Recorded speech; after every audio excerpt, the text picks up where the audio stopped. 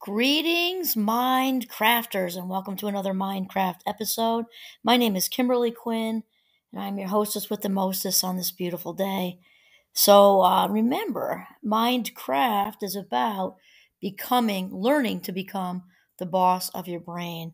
Sort of than rather just letting it run amok because it will if we let it, right? We've talked about the thoroughbred example, these, 85-pound jockeys on the back of this beautiful, powerful animal, yet they are able to steer it in the right direction as they so choose.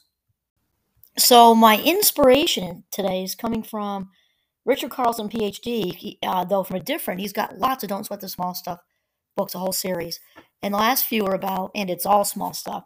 This one is Don't Sweat the Small Stuff with your family. And I think a lot of this is just food for thought and very transferable with, friends and colleagues and everything else. But uh, he talks today about, or I'm talking today about, letting go of your expectations. And this is one I've sort of naturally been doing since I was younger. And I've said to people in a very positive way, sometimes they'll chuckle because they think I'm being sarcastic, but I'm really not. This is one of the positives because typically there's a bless in any mess, right? Usually, for the most part. And one of the positives to growing up in a very addicted household, being the proud prodigy of two alcoholic parents, is that I didn't have a lot of expectations, and I didn't even know that I didn't have expectations. When you're a child, you just find your inner Tigger. Children are very resilient. They just figure out how to navigate the dysfunction. And one of the ways I learned to navigate the dysfunction was to let go of expectations. And again, I didn't know that's what I was doing. It just made it easier. If you don't have expectations, the glass is pretty much always half full, half full. When stuff just good stuff happens, it's just like yay. And so Richard starts out by saying, he says, if ever there was a suggestion that was easier said than done, this would be it. Expectations are a part of life and seem to be ingrained into our thinking. Well, isn't that the truth, though? However, if you can lessen your expectations even a little bit about how things are supposed to be and instead open your heart and accept what is, you'll be well on your way to a calmer and much happier life. This also makes me think of the wisdom of Richard Carlson is also bringing me to the wisdom of John Kabat-Zinn, because John Kabat-Zinn, who I also love, he has talked about stress. It's very related to this because it's wanting the present moment to be something other than it is. So this is similar, obviously, to when we have expectations and then they don't happen. Why? Because people are human and we can't control people other than ourselves. And so they don't follow through, or maybe they do, but it's not how we envision it. Maybe they actually do a decent job, but it's not what we had in our heads, and then we're disappointed. Da, da, da, da, da. And the whole thing with John Kabat-Zinn and acceptance, is accepting the moment, the present moment exactly as it is. When we do that, we are also going to kind of prevent the whole disappointment thing. So we often expect people to be a certain way, and that right there is kind of a tangled web, I think, because, again, we're all human, and then there's life circumstances and curveballs. And I think Richard gets into this, but we're not talking about lowering our standards. We're not saying, I mean, obviously, knowing our value is the number one. You hear me talking about that a lot. And knowing our value has us also setting appropriate boundaries and things like that. We're not saying to let go of any of that. That is super duper important, because to not do so is self abandonment. And there isn't anything worse you can do for yourself than that. What we're talking about is kind of letting go of this, envisioning certain things and people to be a certain way and certain circumstances to be the way we want them. And again, they may even turn out okay. But if we have the bar set so high, I'm thinking what's coming to my mind right now is weddings. How many people end up just getting so stressed out? I mean, for months and months, or I should say anxietied out, right? Because of the stressors of a wedding, that it has to be this many people. It has to be, and then there's all the what ifs, and then what if they don't come, and then and then the seating chart, and then the this and the that, and the band, and the tables, and the food, and the dress, and the tuxes, and the this, or the suits, or whatever. Suits, I think, are more in now, but whatever. And we envision it being, we're not saying don't plan. Planning's fun. Planning's fun. The planning it will be a whole lot more fun if you realize that we can't control all of it. Certainly not the weather. I mean, when I hear people saying, months ahead of time, as long as it's dry, as long as it doesn't rain, you can't control it. You just can't. Now, I think, obviously, there are only 365 days in the year plus leap year. It's got to rain on somebody's wedding, right? So it's best to just, otherwise, we'd be in a big old drought. So to not expect that it's not going to rain, or not expect, because again, it's got to rain on somebody. We can't have it not rain every day of the entire year. There wouldn't be an earth anymore. And so Richard Carlson, PhD, then says the truth is our expectations are responsible for a great deal of our grief and stress. Oh, sing it to me, brother. Absolutely. We expect something to be a certain way or a person to behave a certain way, and it doesn't happen. I know, big surprise, right? So we get upset, bothered, disappointed, and unhappy.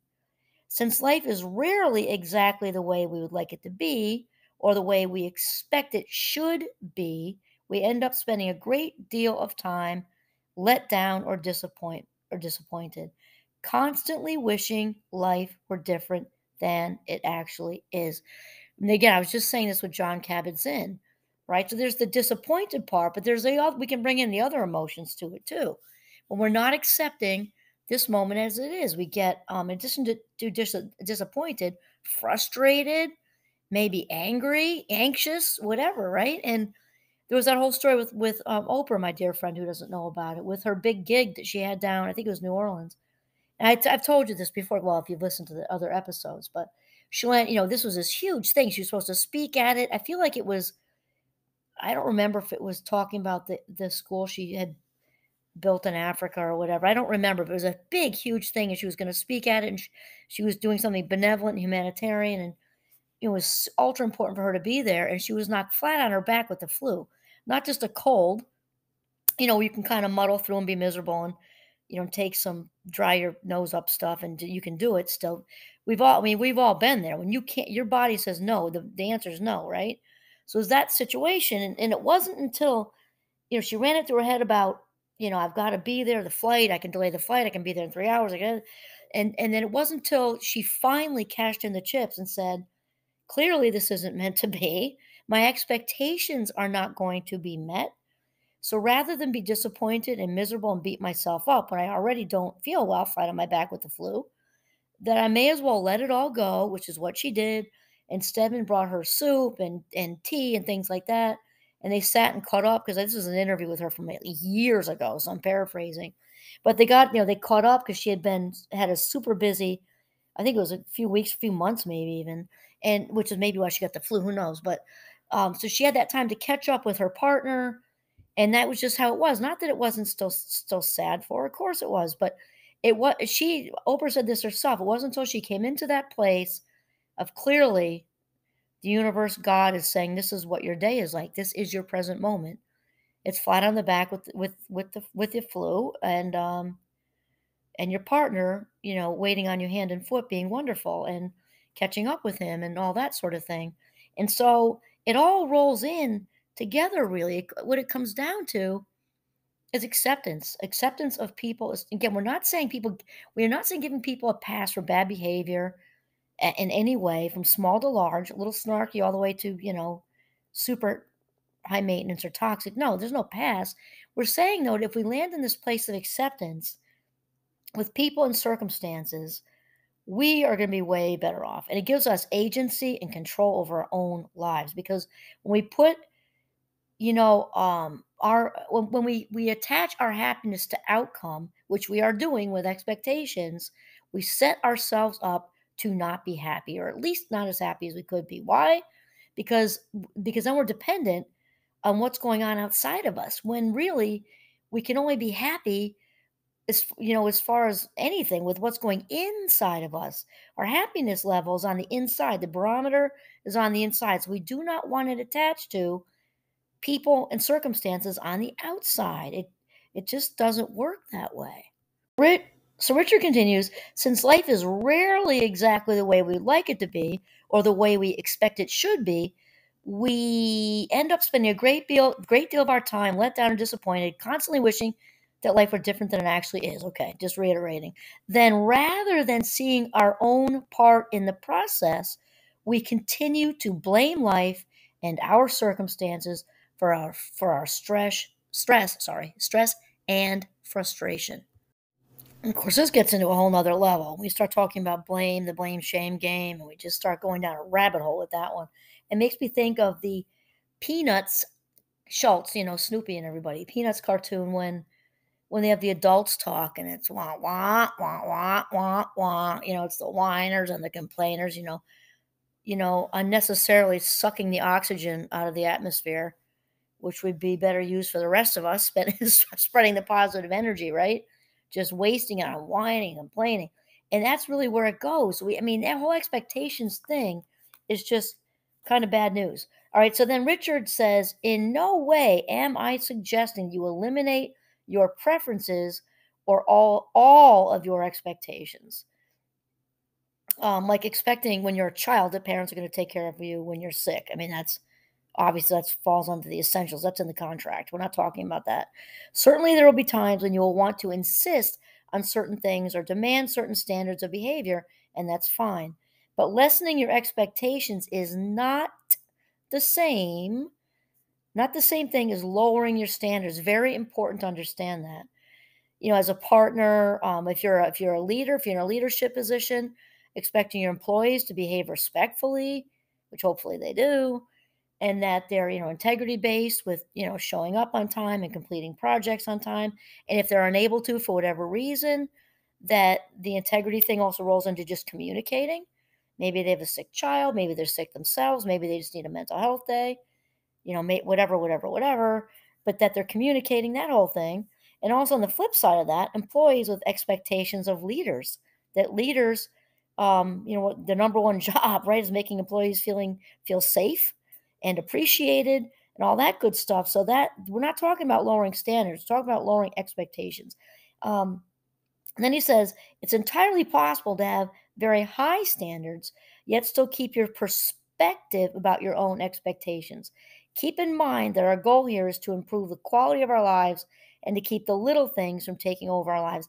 That's the whole thing with these Don't Sweat the Small Stuff books, which I love that he says on the first one, at least I think it's the first one, don't sweat the small stuff, and it's all small stuff. The high majority of life's curveballs, thankfully, are small stuff.